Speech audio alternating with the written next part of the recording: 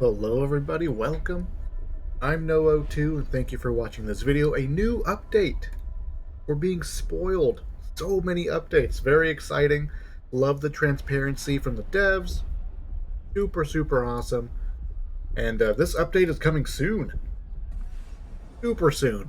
The announcement was pretty short, I think, and this update is literally just hours away for just about everybody. And some very interesting philosophy here going on in this update as well. I'm going to break it all down sort of bit by bit here. Also, look for the timestamps if you're looking for particular information that you've heard about. Timestamps will be all nice and neat and help you to find the information that is most pertinent to you. Increase the flashlight brightness and fix close objects receiving too much light. The flashlight did get improved in the last patch. Still not great, so continue to work on it. It's fine, no big deal. I mean, the flashlight's not a huge part of the game anyways, but it would be nice that if you're going to have something in the game, it functions with purpose. Emotes don't show other players in third person if they are not visible to the player in first person. I think the idea was you would like be behind a corner and you would emote and go into a third person camera view of yourself, and then you would try to see where other players were around you. And you can't do that anymore. No more cheesing. This is super important, and we'll talk about it later on in the squad changes. But the ping functionality got removed, and the over there voice line is used as a substitute. You can ping on the map, and you would get like a meter to the ping, and you would typically use it to communicate with teammates. Hey, something's over there, or I saw him run that way. Or you would ping gear or items and things like that getting removed, and that's part of the interesting philosophy, and we'll talk about that a little bit later. Reduced range effectiveness of the Gorgon. Nice, another nerf to the Gorgon. Reduced headshot multiplier. Reduced headshot multiplier from 1.7 to 1.3.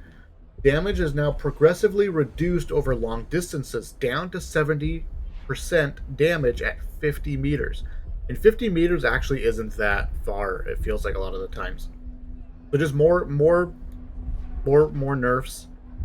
Overall flat damage reduction to the head, as well as you can't get beamed from 50 meters away quite as effectively now. This is really interesting here.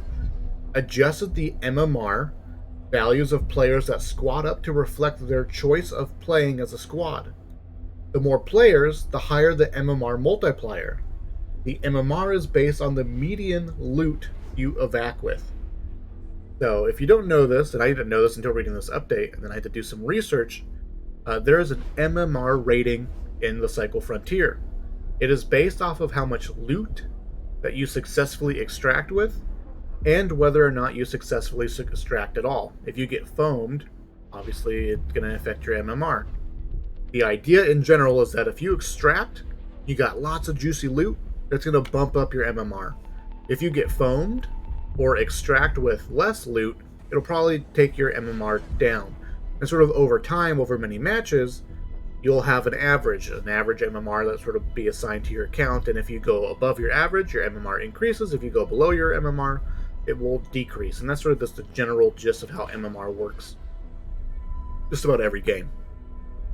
What they're saying here, though, specifically for squads, is that they're sort of counting you as one entity.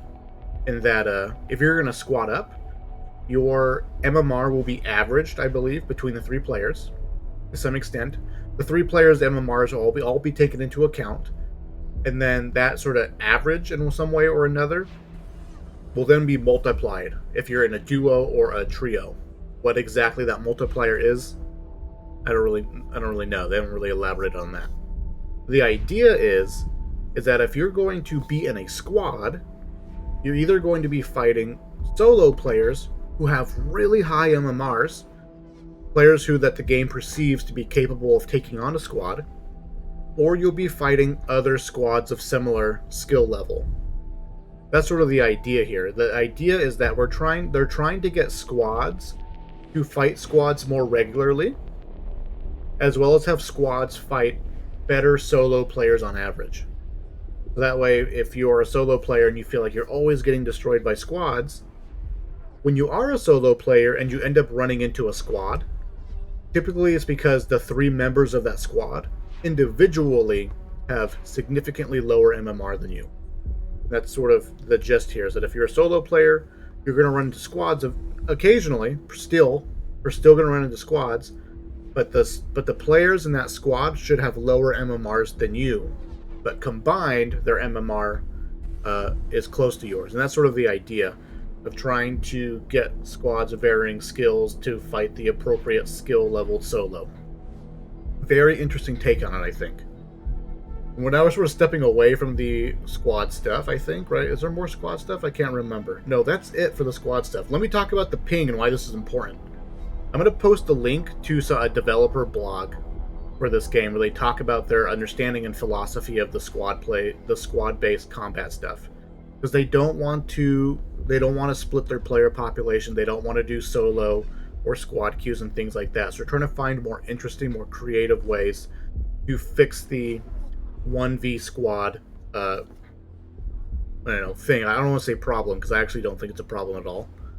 I think it's good for the game in general, but I do agree that it should feel fair. It should feel fair to some extent. There's a lot of storytelling and potential as far as having solo players run into squads, and with VoIP there's infinite possibilities and things like that. But they're removing the ping functionality specifically for squad gameplay. When it comes to communicating with a squad of people, you need to have some measure of communication. The better that communication is, the more effective the squad can be. The idea of just being able to ping something off in the distance, give your teammates an exact location with meters in it, they feel is potentially too powerful for a solo player to deal with when they're trying to sneak up on a squad or escape or something like that. So they're replacing it with this over there voice line, and it's diegetic, and I think your character model will point with their hand, and that point can be perceived by your teammates to sort of indicate where over there actually is. But it's diegetic. You have to physically be looking at your teammate to see it, and you'll hear the audio cue of over there. But it's significantly worse than just having a ping. There's sort of 2 things going on here. One, there is less significant information being generated by the game as a result of the ping. So if a squad wants to communicate well,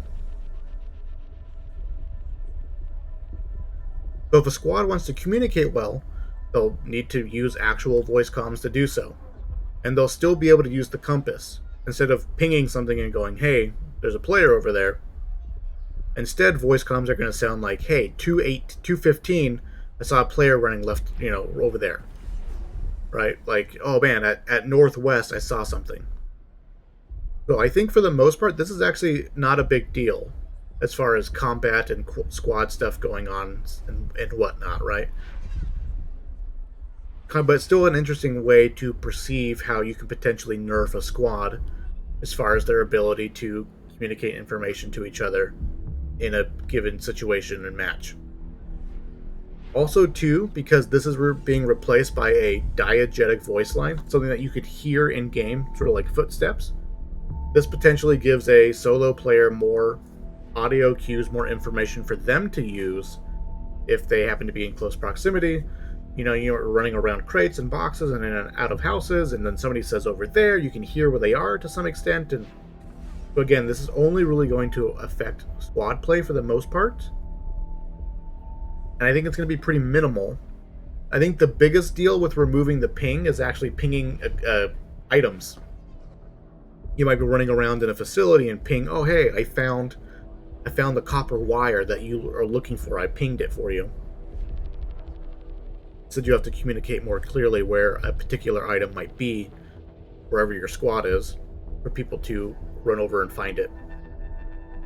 So just some interesting stuff going on with the squad stuff, with the squad nerfing. And I'm gonna post a link to a dev article from Jaeger where they talk about their philosophy and what they're going to be working on. So keep in mind that this squad stuff is still a work in progress. But they're just beginning to take some extra steps here to tweak and mess around with some other potential options before they do anything too dramatic. reduced the crafting requirements for optics, and increased the crafting requirements for purple and exotic shields and backpacks. They recently reduced all the materials needed for crafting a lot of the equipment and gear in the game, and it made getting some stuff very easy all of a sudden. So this is a nice change overall. Hollow sight reduced hardened metals from 5 to 2. I don't recall if hollow sight needed hardened metals for some reason, but optic glass requirement from 3 to 1. For the most part, it's just optic glass got reduced for just about everything. 4 to 2, 5 to 3, and 5 to 3. I don't think this is a particularly big deal. Optic glass is pretty easy to find. You find it wherever you find poly prefabricate. You can very easily leave a raid with like 5, 6, 8 things of optic glass. But and it's just easier. I mean, for the most part, having these optics don't feel super amazing in a lot of circumstances, but having them more accessible is always good, I think, because I'm sure if they have data on it, I'm sure the data shows that people aren't building these things. The Epic Shield. Replace 2 brittle titan ore for 1 titan ore. So this is the brittle titan ore is the common drop when you're mining a titan vein. The titan ore is like the next step up. The next step, it's blue, I think, when you find it. It's rare. Its rarity is rare. You know what I mean? Increase the amount of hardened bone plate from 1 to 2. Again, just increasing the grind a little bit for the Epic Shield, which is the body armor, because everything's sort of gated in one way or another by finding the loot. And I think it's a fair enough gate to say that if you want to reliably have epic armor, you need to have a steady income of hardened plates, which I think will be a bigger gate than the Titan ore. But essentially, everything's risk reward, and if you want the epic armor, you got to have a little bit more. You got to risk more raids where you're fighting a Jeff and potentially getting third party or foamed by PvE, things like that. The exotic shield or exotic armor, replace 2 focus crystals for 1 pure focus crystal. Same concept here as the brittle titan ore into 1 titan ore. It's the very same progression of loot value there. Epic helmet, increased amount of radio equipment from 2 to 5. This is sort of laughable. You can you can find you can easily leave a raid with like 30 radio equipment. Like radio equipment is just everywhere. But again, it's just risk reward. If you're going to go into a raid with good armor, it's going to be harder to leave that raid with the materials necessary to replace your armor. Things like that, right? So it just takes more time. I think it's fair, right? Because all the higher level gear should take more time. So they're just continuing to balance and tweak exactly how much time it should relatively take to get the good armor. The exotic helmet, increased the amount of interactive screens from 1 to 2. No big deal. A little bit more time. Okay, so this is the big part, though. I think this is the biggest part of this update, is actually the weight reduction for a bunch of stuff. Very, very interesting, very cool. I think it's going to do 2 things to the game. Reduced weight of healing consumables, shields, and helmets. Weak stem reduced from 5 to 3, strong stem 5 to 3, the combat stem 4 to 3. The weak stem is the common, the strong is green, and the combat stem is the blue. Healing stems, the quick ones. The medkits are the bigger things. Right? Weak medkit 25 to 20. The green medkit is from 20 to 15 now. The blue medkit is being reduced from 15 to 10. Shields would range from 40 to 70, with exotic being 70 and common being 40. They're 40 across the board now. Helmets, same idea, but now they're 20 across the board. And this is particularly cool. One, when it comes to the med stuff, this is going to make looting meds in raid way more comfortable, way more easy. Going on med runs is sort of not fun, because if you really wanted to go on a true med run and like bring back a bunch of meds to your hideout, it was just like you would bring back like a couple med kits and some stems. I don't think the weak stem or like the stems in general needed to be buffed here as far as the weight goes, but definitely the med kit. Definitely the med kit. The med kits are sort of being outclassed by the stems in general right here because of the faster use times. The fact that carrying the stims versus the medkits, there's really no significant advantage over the medkits. I mean, there's no significant advantage that the medkits have over the stims in a lot of ways. But at the very least, it's going to be less painful to carry medkits in general now. When it comes to looting things, oh, and here's the last thing. Oh no, I'm sorry. So let's keep going, and then I'm going to explain the final bits of thoughts here. Reduce the weight of backpacks. Backpacks can still carry the same amount, but putting a backpack inside of your backpack, the weights have been changed. Common backpack goes from 30 to 20. Who's looting common backpacks? Reduce the weight of the green backpack from 50 to 30. The blue backpack has been reduced from 80 to 40. And then the epic backpack has been reduced from 100 to 50. Weapons have also been reduced. Shotguns are going from 30 to 50 to 25 consistently. SMGs are going from 50 to 30 weight. ARs are going from 50 to 35 weight. Battle rifles and sniper rifles are being reduced from 50 to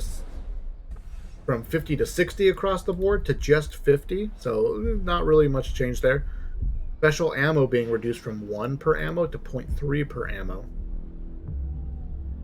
What's interesting about this and why I thought this was so exciting is that this is going to make the game more fun in general, I think, and I don't think people quite realize that. There are two things that we loot in the Cycle Frontier. Two types of things that we loot. We loot materials. That's going to be your hardened metals, your Dulcitite, your Titan, whatever, your poly prefabricate, your optic lenses. That's the materials. You loot those materials. It can be fun to find what you need for missions, quests, for crafting, and for selling. So looting can be fun. That's sort of how looting is fun. And I think for the most part, a lot of the weight for the looting feels pretty good. The other thing that we loot is gear. And what I mean by gear is that we're looting medicine, ammo, weapons, backpacks, armor, right? But the circumstances in which we find a lot of those things are different. Looting materials, we're sort of just exploring the map. Most of the time looting gear, most of the time you're finding it from other players. Finding an epic gun, higher level armor than what you're wearing, a better backpack, all those things can be rather exciting. But because of the weight limitations, because of how heavy a lot of those things are no longer. But the issue was trying to leave a raid with more than one gun. Like putting a weapon into your backpack was just a huge chunk of your backpack space. I pretty much consistently run green backpacks now, but it's just a lot. And so it put the player in a situation where it didn't feel fun to loot gear, because it would almost certainly result in you having to drop a significant amount of your loot. And so all that fun we had looting, we have to choose: do we have fun looting, or do we have looting materials, or do we have fun looting gear? This is going to help make that choice less impactful now, or that choice feel more fun, because everything weighs less. So beyond having an extra weapon in your secondary, you're going to feel less bad to put a weapon into your backpack, or put someone's armor into your backpack, or put your own armor into your backpack. There's all the variety of circumstances here that sort of went into making looting someone's gear rather tedious, potentially painful, because the weight was so much. I think it's kind of exciting that this is going to make, in general, looting gear more fun. And then for the last bit here, reduce creature sight and chase distance. Chase distance for rattlers and striders. Reduce peripheral vision when idle for striders and marauders. Reduce sight distance for striders, rattlers, and marauders. This is going to be making sneaking around the map more easy, as well as running through the jungle more easy. For the most part, if they catch you in line of sight, these things are chasing you. So I think the biggest impact here is just your ability to sneak around the map now. Which again, it's a sort of like a sideway buff for solo players who are trying to sneak around more often. But overall, I think sort of a nice quality of life. I think the thing that I always had trouble with is the chase distance. Sometimes they chase you forever. But otherwise, I didn't think the sight needed to be changed too much. We'll see how this feels, but for the most part, this is just going to make sneaking much, much easier. Remove some jobs that were created for a different tuning. Don't know what this means exactly, but they remove some jobs that probably weren't worth it or were too hard or something like that. Fixed an issue that bullets sometimes got fired / registered twice. Fixed an issue with creatures sometimes regenerating health in combat. The PvE is supposed to regenerate health if you leave and come back, and sort of help prevent you cheesing them in some way or another. But occasionally that system would not work correctly, and you'd be like in the middle of shooting a marauder, and he would get all of his health back. Like, it didn't feel good when it happened. Fixed an issue where lost items could count towards mission progression in the end of match screen. It definitely a bug. I'm seeing that all the time. Fixed an issue with the birds sometimes not triggering correctly. It does seem like the birds have this similar respawn concept as a lot of the bases and loot. If you haven't noticed this before, occasionally you'll go up to like a key door, a locked room. You'll swipe your key on the door, it'll consume a charge on your key, it'll open up the door, and on the other side, it's empty. It's already been looted. When it comes to the system for looting and it respawning and not, I think the first thing that happens before loot respawns is actually loot that's been interacted with despawns. And what I've been finding with the birds is that sometimes the birds will get triggered, they're removed from the game, and sort of like before the birds properly respawn, it seems like the models of the birds will show up on the rock or whatever that they're at. And you can sprint by those birds and shoot your gun and do whatever. Those birds, even though they're visually there, they haven't actually respawned as far as their mechanic goes.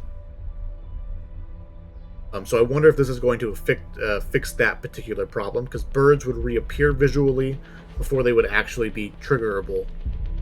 Fix an issue with the marauders not reacting to being shot. I think this is probably a cheese thing, where you can stand somewhere in particular and shoot a marauder and he just stands still. So other interesting stuff here, the game now automatically picks your strongest GPU during the startup to prevent some players from experiencing bad performance on good machines. We fixed a handful of exploits that could be abused in several different ways. Data in the battle log can sometimes show misleading information, all you have known issues, and etc. So that's it. Pretty exciting. I'm happy to see how often they have been updating, and I really like the changes that they have to the squad-based stuff, tweaking the MMR and things like that. So hopefully you feel like you get